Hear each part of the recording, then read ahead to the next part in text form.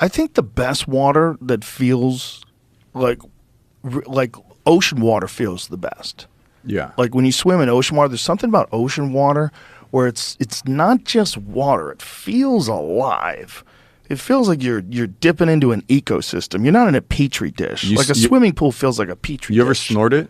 Snort? Yeah, ocean water? Yeah, like What do you think the answer to that question I don't know, would be? like, but you. I mean, accidentally. Yeah. I've got it up my nose accidentally, but I didn't snort it for effect, though. I'm not trying to do it there was, when I meet old healthy people, I always ask them like, "What's your secret?" And he said, "I snort salt water like when I go swimming." And he takes a little bit in his hand and he swims and he goes, and it burns like this, and he goes, and this guy swears by it. He's like, "I fucking love it." And I'm like, "All right, So I tried it. It did burn. Well, isn't that a lot like a neti pot? Like, yeah, people do that to clean their nose out, right? Yeah. I read about someone who had this might be propaganda. This might be against the neti pot industry, but there was someone was using a neti pot and they got a brain, some sort of a parasite. And look, there's always going to be like one, right? There's always going to be. We should live in fear. That's what I'm saying. We should just live in fear. I snort salt water. I'm in Seattle. Is it real? Yeah. What is it? So someone in Seattle, did they just snort? A man dies of a brain-eating amoeba, possibly from rinsing his sinuses with tap water. This one is in Florida. Oh, that's in Florida. So there's more than one. You heard Steve-O's bit about this, right? No, but if that shit gets in your brain from tap water, what about when you swallow it? All right, you saw you have to boil it? You saw the Hadza drinking the brown water, right? Yes. It's not, that water has cow poop in it, and it's disgusting, right? When I met Steve-O, he's like, when his family traveled a lot when he was younger, and he said when he goes to other countries, they always tell you, don't drink the water in Mexico, don't drink the, and he'd always do it, and so he'd get crazy diarrhea, get sick. But now he says he has the most insane gut biome, and and he never gets sick now, which he seems like he should be dead, and he isn't. And so the Hadza have a very similar thing with them. They have an insane micro gut biome, like the most diverse ever. So if I drank that shit, that brown water, I'd be dead. You'd be fucked. Yeah, I'd be fucked. Do you know what Joel Salatin is? Mm-mm. Joel Salatin is he's one of those guys who's he does these farms where all the animals on the it's called polyface farms. All the animal on the farms, they all work together. It's it's called regenerative agriculture. Yeah. So there's no pesticides, no herbicides, and it's all just about moving the animals around and having them. And he drinks out of the cattle, those fucking buckets where the cows drink out, those long trough. The trough. Yeah. He drinks the water out of that for his own gut biome. All right, so, okay, you're the perfect guy to, I'm you've offered to give me on it shit, but I just buy all of that stuff anyways. In the same way with the oxygenated pool, there's you live a life very similar to mine where sometimes we meet people and they go, hey man, if I had your money, this is what I would do, right? They tell you what they would do, right? So at one point I'm sitting there winning the video game of money and I go, you came to my warehouse years ago, right? Yeah. I'm I had this 20, 30,000 dope spot downtown. That was dope. But I was dude. I was damn, this is how famous artists should live. This is fucking badass. It was badass. I was yeah, that's because if I went over your house and it was IKEA furniture or some shit, it would be so boring.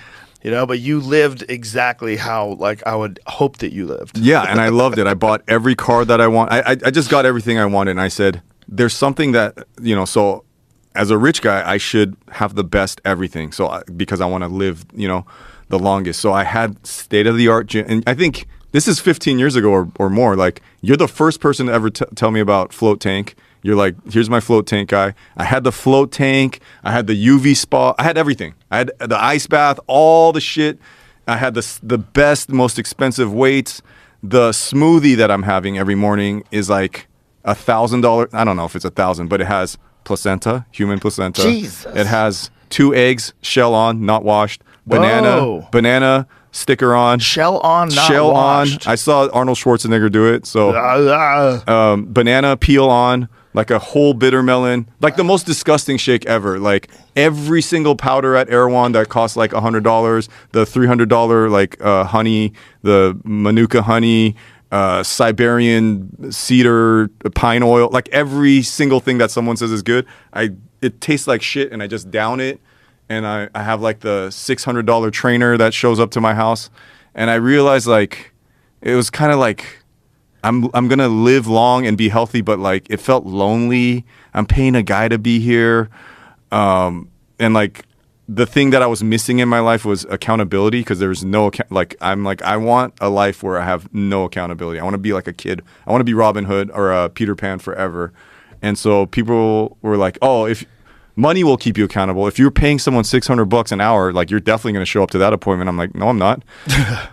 So I found this guy, this rogue trainer that like my friend was like, I know a guy. And I was like, well what's this guy? Like the money thing's not going to, he's like, he hits you. And I was like, what? You? Yeah, he hits you. You got to sign a contract and stuff. And it's like, are you okay? Because this is, and he only like has like 3 clients and they're all super rich. In the hospital. Yeah, he's like, you will get into shape, but you have to sign this thing that says I'm allowed to come over to your house. You have to give me a key to your house. Oh my god! And so like, and for someone like me who likes pain, I'm like, I don't give a fuck, you know. And so I missed my first, like dude, not exaggerating, I missed it by 2 minutes. Like I had to be there. He runs up the stairs, and my mom happened to be stopping at my house to drop off kimchi. So she sees a huge guy, Russian guy, run up the stairs and start pummeling my sternum. And she screams like, ah! And I was like, ah! Oh my god. I was like, Mom, I paid this guy to do this.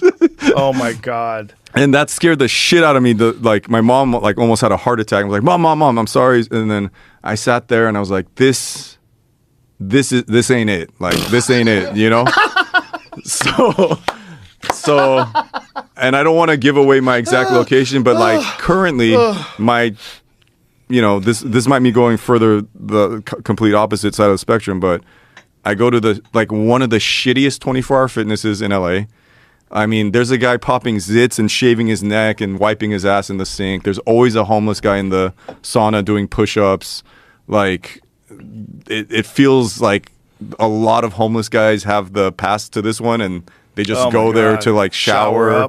There's always someone about to like looking like they're about to give a hand job in the showers or like in the sauna. And once in a while I get recognized or whatever, but I go there with my friends. It's communal, like I don't know. And I'm like, I don't know if this is it either.